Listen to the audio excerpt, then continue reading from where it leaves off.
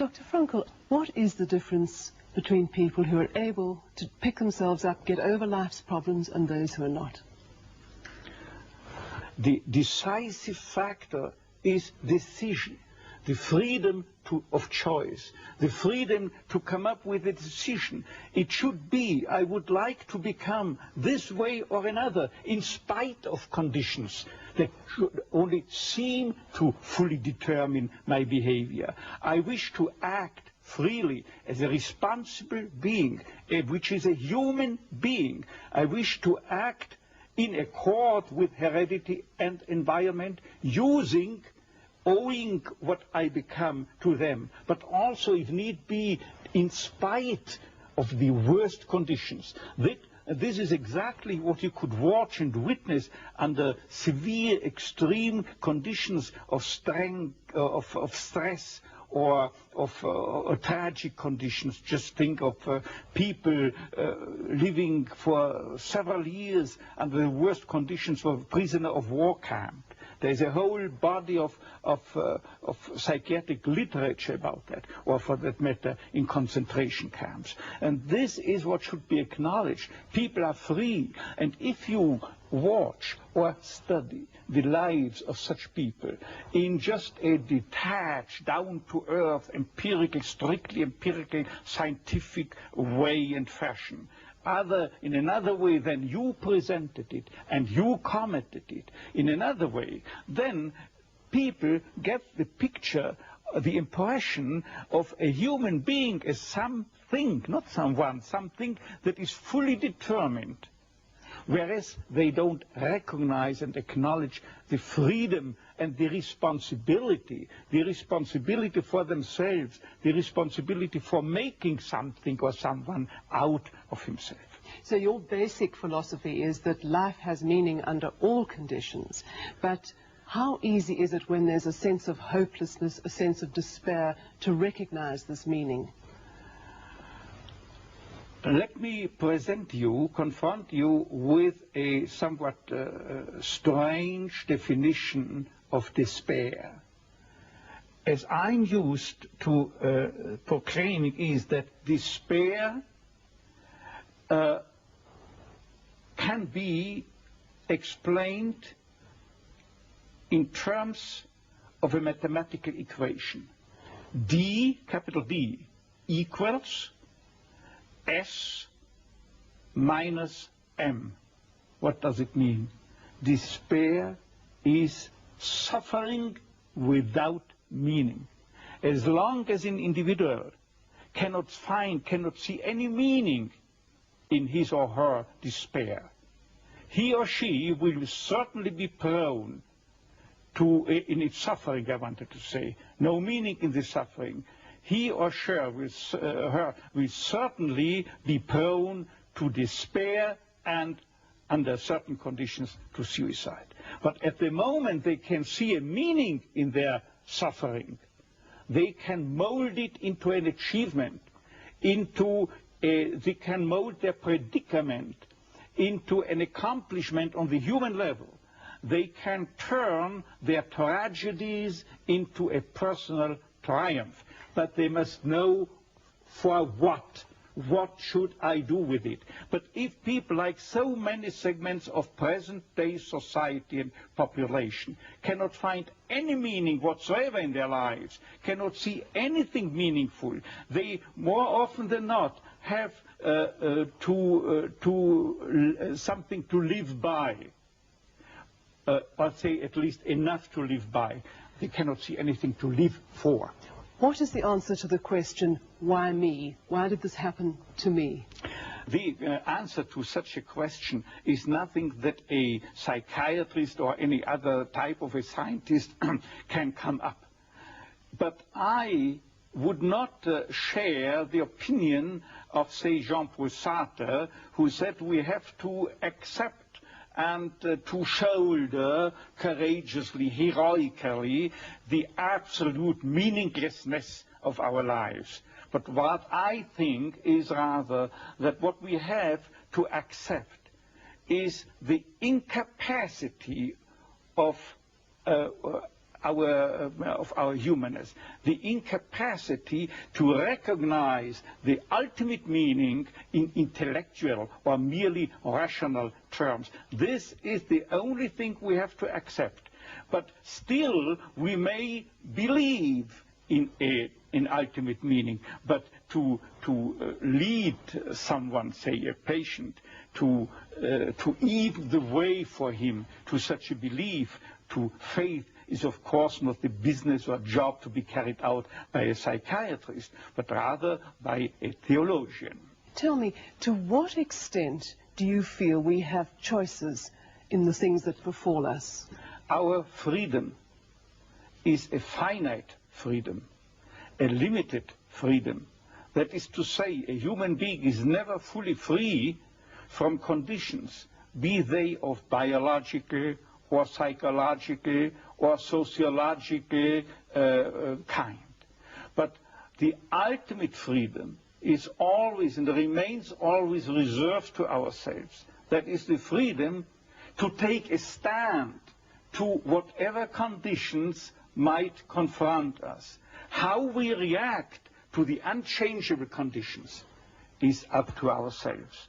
In other words, if we cannot change the situation, we have always the last freedom to change our attitude to that situation. Dr. Frankl, give me an example of meaning that can be taken out of a situation of despair. I once received a letter from a young Texan student who told me his own story. At the age of 17 years, he had an accident when indulging to his diving sport. And from that time on, he was paralyzed from the neck down. And he wrote to me, "I broke my neck, but it did not break me. I am at present helpless, and this handicap will remain with myself apparently forever. But I have not given up my studies.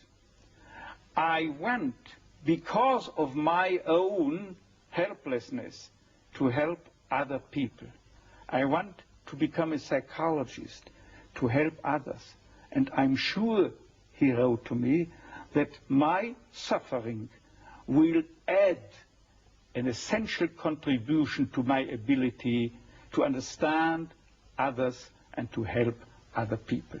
This man, three years later, was invited by me to deliver a lecture, to read a paper at the 3rd World Congress of Logotherapy taking place at the University of Regensburg in West Germany.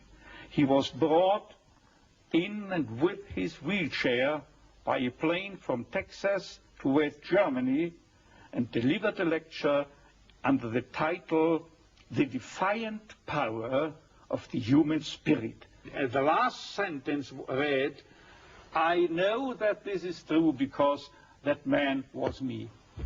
For a quarter of a century, I had the honor to be the director of a neurological department at a general hospital.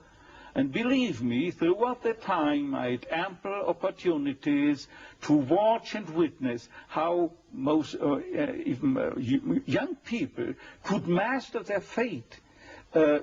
Young girls, for instance, that had danced a weekend before in a disco, then were paralyzed due to a brain tumor or a tumor of the spinal cord, a neoplasm of the spinal cord.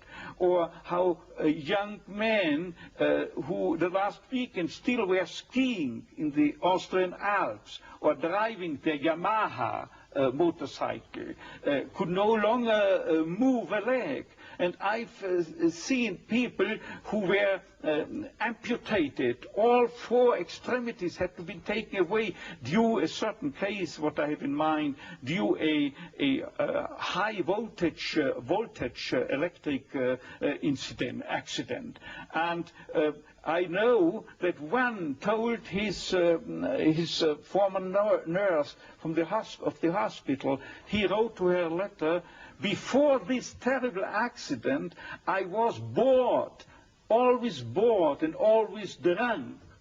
And since my accident, I know what it means to be happy, imagine, with no extremities.